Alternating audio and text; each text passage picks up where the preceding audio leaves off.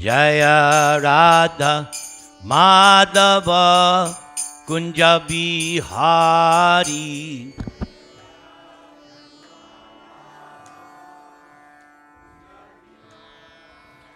Jaya Radha Madhava Kunja Bihari.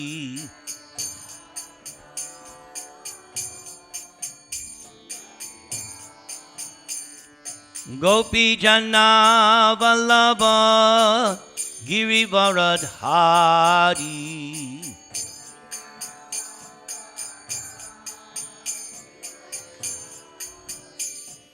Gopi Jana Vallabha Girivaradhari.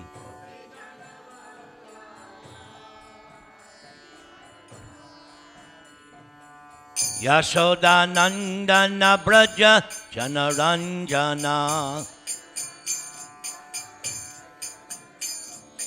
Yashoda Nandana Braja Janaranjana. Yamuna Tira Banachari. Yamuna Tira Banachari.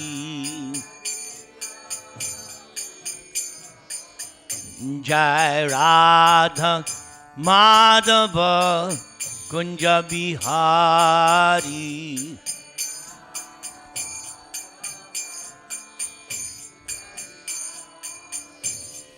Gopi Jana Vallabha Girivaradhari.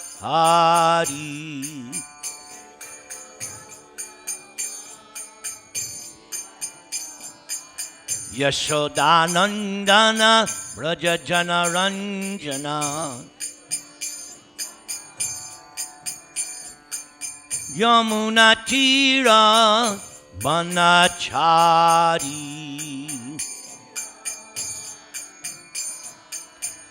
Jai Radha Madhava Kunja Bihari.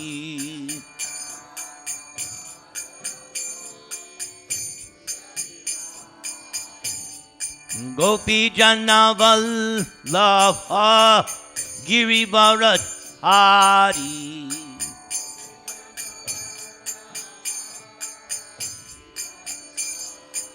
Yashoda Nandana Braja Janaranjana. Jamuna Tira Banachari.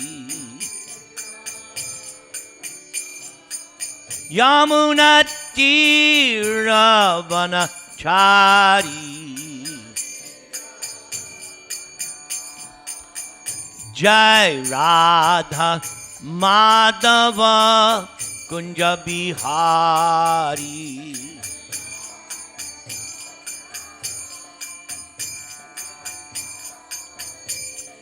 Gopi Jana Vallabha Girivaradhari.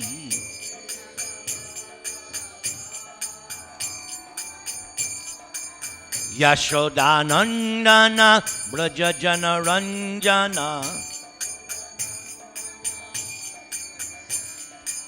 Yamuna Tira Banachari. Jaya Radha Madhava Kunja Bihari.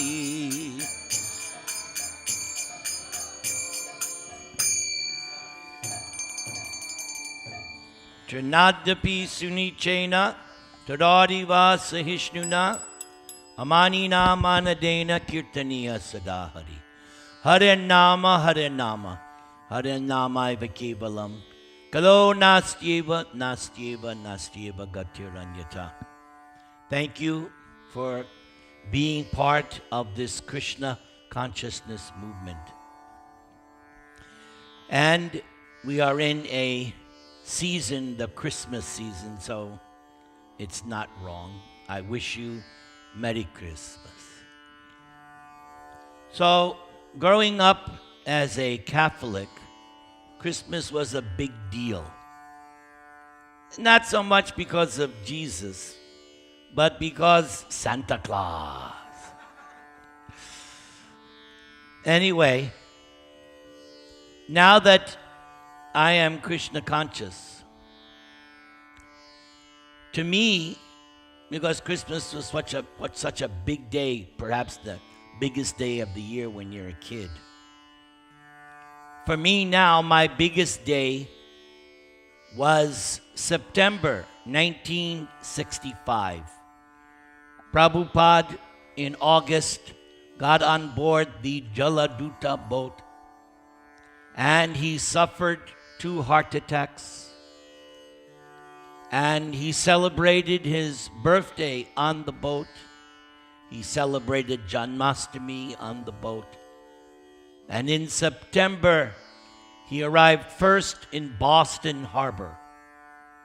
And then after spending 1 or 2 days in Boston, then he arrived in New York, and it was the beginning of the Hare Krishna movement. So for me, that is my Christmas, the day Prabhupada came to America.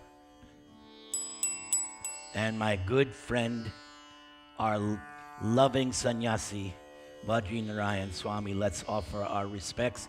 Vancha kalpatarubhyascha kripa sindhubhya eva cha patitanang pavanebhyo vaishnavebhyo namo namaha. It's your instruction. I tell that when I travel around the world. I tell them this is GBC order. If they have any problems, they can discuss it with you. So, if Prabhupada had not arrived in America, this would not be here. But isn't it wonderful that this is here? Is it not wonderful that we have this Hare Krishna temple? So when Prabhupada arrived in Boston, he wrote a poem. And to me, this poem is the essence of what is the Krishna consciousness movement. Every year, I have to do a lecture on this poem. And it seems I didn't do it this year, so this is my last chance. So let's go through this poem that Prabhupada wrote while the boat was docked at Boston Harbor. We'll go through it slowly and we'll explain it. So the poem begins. My dear Lord Krishna, you are so kind upon this useless soul, but I do not know why you have brought me here. Now you can do whatever you like with me. So this first part, notice how he addresses Krishna. My dear. So he has a loving relationship with Krishna. Then, the whole mood of this poem, you'll see, humility, humility. Because according to Bhagavad Gita, that's the first item of knowledge. In chapter 13, there is so many items listed. The first item of knowledge, humility. And that first mantra that I chanted, Turnadapi Sunichena. So humility, that is something that Krishna's devotee practices moment to moment. So notice how he's thinking, useless soul. And I do not know why you have brought me here. But he does know. Why? Because his spiritual master ordered him from their very first meeting. Bhaktisiddhanta Saraswati told him to preach the message in English. And as it turned out, the message was brought to America. Notice now the next line, which is we call full surrender, Atma Nivedanam. Now you can do whatever you like with me. That is the symptom of full surrender. When you're fully surrendered to the Lord, this is how you are. My Lord, do whatever you like. And this will occur throughout the poem. But I guess you have some business here. Otherwise, why would you bring me to this terrible place? So before writing the poem, the captain of the ship, Arun Pandya, took him to a little tour of Boston. And what Prabhupada saw, that's why he's writing, why would you bring me to this terrible place? Everybody wants to come to America, right? Everybody thinks, oh, come to America and enjoy, because we have Disneyland, and we have this, and we have that. But to Srila Prabhupada, he sees what? This is a terrible place. Where is Prabhupada coming from? Vrindavan. So that's where Prabhupada is coming from. Comparing Vrindavan to Boston, there's no comparison. I guess you have some business here, yes. That is another qualification of spiritual master. He does Krishna's business. Just like so many people come to America to do business. So Krishna and Krishna's movement has come to America to do business.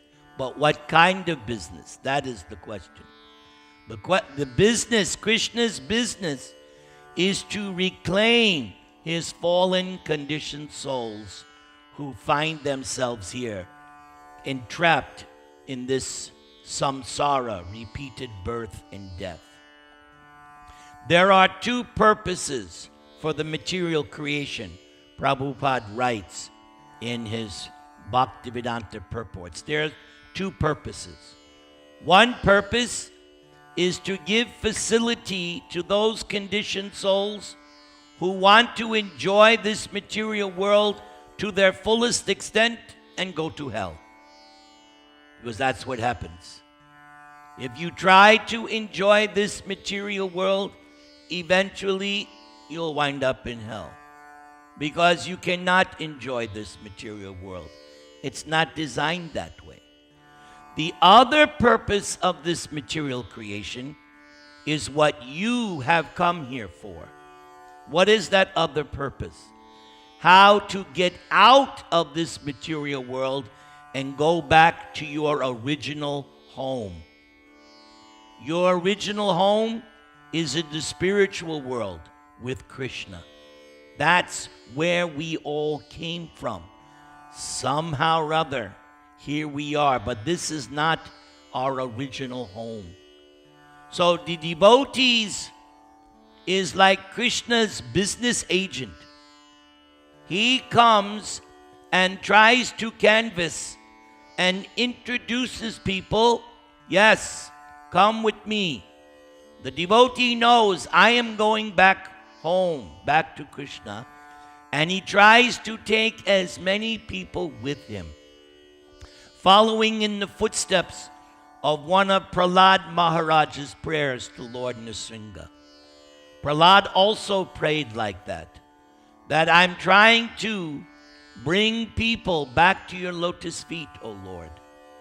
So Krishna's business, as represented by the spiritual master, or Srila Prabhupada, is to reclaim as many fallen, conditioned souls back home, back to Godhead. That is the purpose of this movement. The purpose of this movement is how to go back, that word, back, because that is your original home. Now, look what Prabhupada says here. Most of the population here is covered by the material modes of ignorance and passion. Absorbed in material life, they think themselves very happy and satisfied. And we call that Maya. That's Maya. You're absorbed in material life thinking, this is the life, that this is what it's all about. But death comes, and you have to start all over again. Just think about it. These big billionaires, right? They amass so much wealth, but one day they have to say bye-bye. And all that wealth that they worked hard to achieve, to leave it all behind. And then take another birth and start all over again. That's not progress. No. Progress means finish up in this lifetime and go back home, back to Godhead. And therefore, they have no taste for the transcendental message of Vasudeva. Everybody say, please. That wasn't everybody. Come on. That's better. Vasudeva. Another name for Krishna, meaning all pervasive. He's everywhere. He's in your heart. He's within every atom. And another meaning, he is son of the devotee Vasudeva. So they have no taste for Krishna's message. Why? Because they're absorbed in material life. That's why. Krishna says, there are 4 kinds of people who come to him. Those in distress, those seeking material gains, those who are inquisitive, and those who are actually seeking the absolute truth. I was a combination of 3 of them. I was definitely in distress. Oh my God. I was in so much distress. But I was inquisitive. And yes, I was searching for the absolute truth. And then I came in contact with Krishna's devotee, Krishna's book, Krishna's prasad, Krishna's temple, Krishna's deity, and yes, Krishna's devotee, Srila Prabhupada. That was the benediction. Getting that first book. So they have no taste for the transcendental message of Vasudeva. So I do not know how they will be able to understand it. But I know your causeless mercy can make everything possible because you are the most expert mystic. So here Prabhupada's alluding to the last verse of the Bhagavad Gita. Sanjaya tells Dhritarashtra, the final verse, that Krishna is the supreme mystic. And wherever there is Krishna and Arjuna, there will be so many wonderful things. So, one of God's qualities is known as Achintya Shakti, inconceivable potencies. So Prabhupada is well aware of Krishna's potency. He experienced it on the boat because after the second heart attack, Krishna appeared to him in a dream. And in that dream, Krishna was rowing a boat. And in the boat were all these incarnations, avatars of Krishna. And what was Krishna saying? Come. Come. In other words, Krishna was taking over the boat. Everything was going to be okay. He was going to be protected. And throughout Prabhupada's life, he saw how Krishna is the most expert mystic. And you ask any devotee who has done sincere devotional service, preaching, they too must have had some experience of Krishna's mystic power, seeing so many incidents in life. I know I've had many of such. Nobody can tell me that Krishna is not God. Sorry. You're not going to convince me otherwise. I've seen it too often. This is what we call realization. So many incidents, and they keep coming and coming and coming, reinforcing this fact. Krishna is God. What a beautiful, I have a song called like that. Krishna is God. It's one of my favorite songs. I love singing it. So let's continue. How will they understand the mellows of devotional service? O Lord, I am simply praying for your mercy so that I will be able to convince them about your message. So here is the key. Here's the key. I am simply praying for your mercy so that I will be able to convince them. So anyone who is a preacher, this is the key. This is how you become successful in preaching. You're asking Krishna for his mercy to be able to convince. Prabhupada now continues. All living entities have become under the control of the illusory energy by your will. And therefore, if you like, by your will, they can also be released from the clutches of illusion.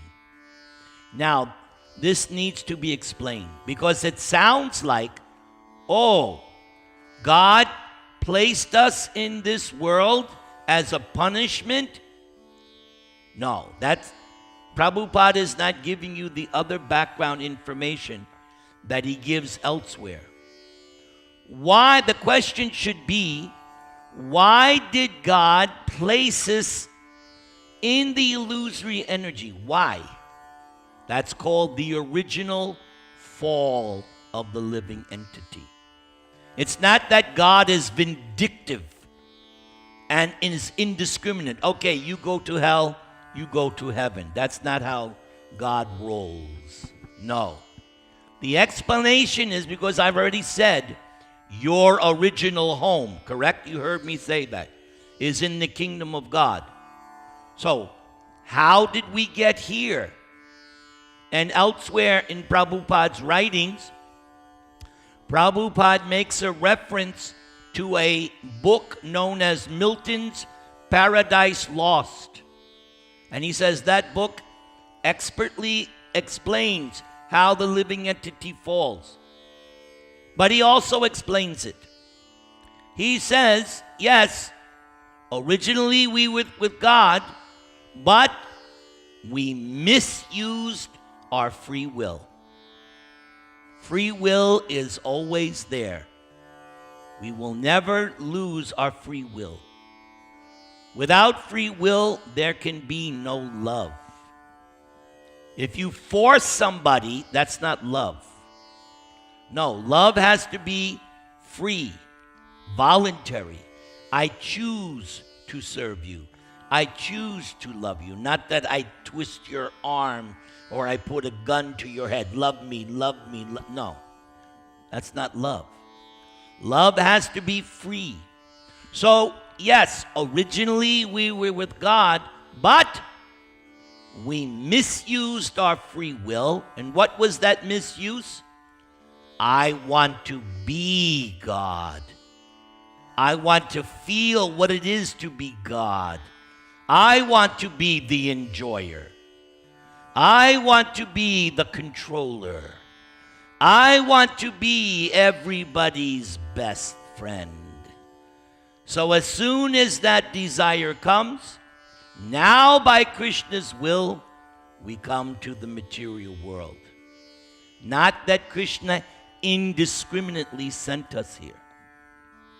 In many places throughout the Vedic literatures and Prabhupada's writings, this material world is compared to a prison.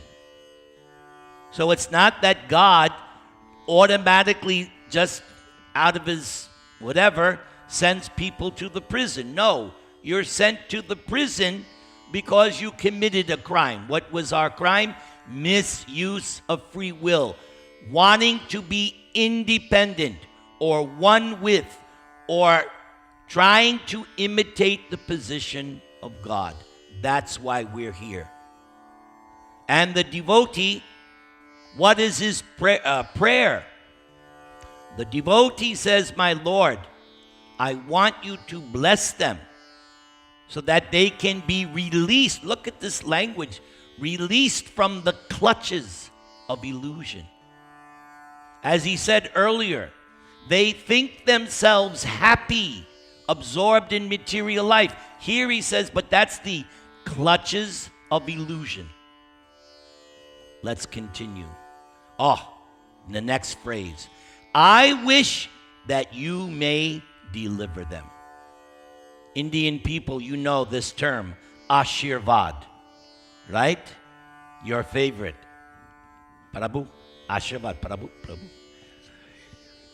So, here is the real Ashirvad.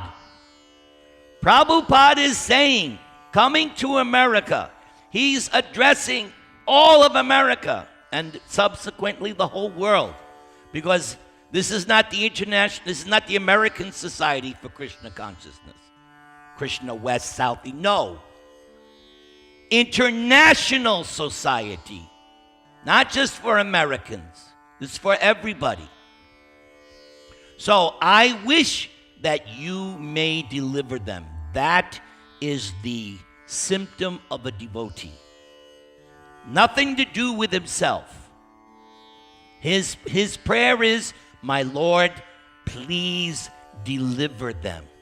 That was Prabhupada's mood. Everything Prabhupada did was not for himself.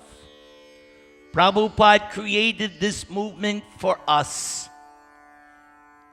Everything Prabhupada did, writing of the books, establishing temple, having this Sunday feast program, and all the different things that this movement does, is simply to have people be delivered from the clutches of illusion. I wish that you may deliver them. Therefore, if you so desire their deliverance, then only will they be able to understand your message. Yes, in order to be delivered, you have to understand Krishna's message. That's why Prabhupada insisted. Yes, there is arti, so many artis throughout the day. But that's not enough. You can go to so many temples around the world. In India, they're also doing arti. The people come, they ring the bell. But that does not mean your business is finished. You have to hear the message. Krishna's message is in Bhagavad Gita. Did you do Bhagavad Gita Yagya? Yes, I did it in Los Angeles. I do it every year. Do you do the whole Bhagavad Gita? Do you do all? Really? No? Oh, I can brag. We did all 700 verses. Yeah. So, Krishna's message is there in Bhagavad Gita. So how many people read Bhagavad Gita every day? Not enough hands. Once a week? Once a month? All right. Keep in mind, Bhagavad Gita, how many times do you eat in a week? Yes, just like you eat, 2-3 times a day, you can see, I don't starve, right? So Prabhupada writes, in the same way, bodies, they need grains, food grains.